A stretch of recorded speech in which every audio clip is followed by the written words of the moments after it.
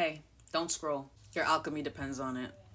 Just saying. We're back with the fourth episode of the 27 Club series. We're going to be talking about one of the most famous, talented guitarists in the whole world, in my opinion, and mostly everybody else's. The famous Jimi Hendrix.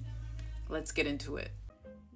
James Marshall Hendrix, originally Johnny Allen Hendrix, was born on November 27, 1942, in Seattle, Washington, to Al Hendrix and Lucille O. Jeter.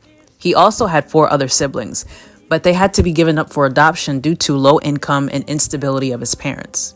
His father was drafted in the U.S. Army in World War II, and after coming back home, he had major difficulty finding work so he could provide for his family. The family was so impoverished to this circumstance. His parents were both struggling with alcoholism, where young Jimmy would witness brutal fights between them in his childhood home.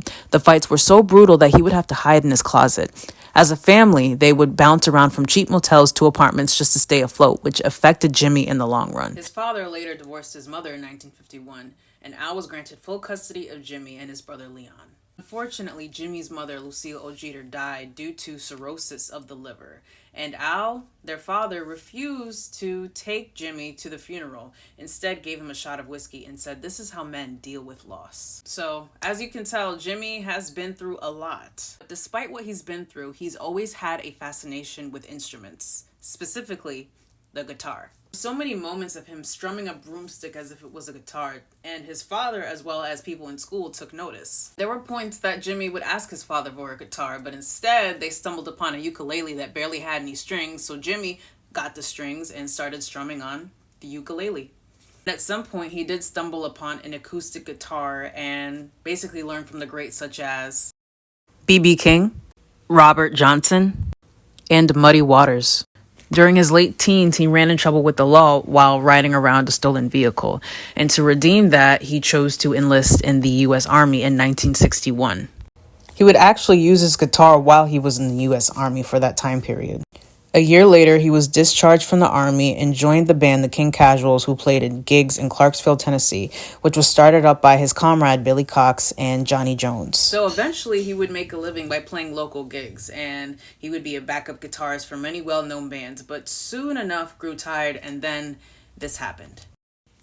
After spending some time in Harlem for a little while, he would then move to London, England to meet Chas Chandler, an upcoming music producer and his manager. With the finding of Noel Redding and drummer Mitch Mitchell, the Jimi Hendrix Experience was found.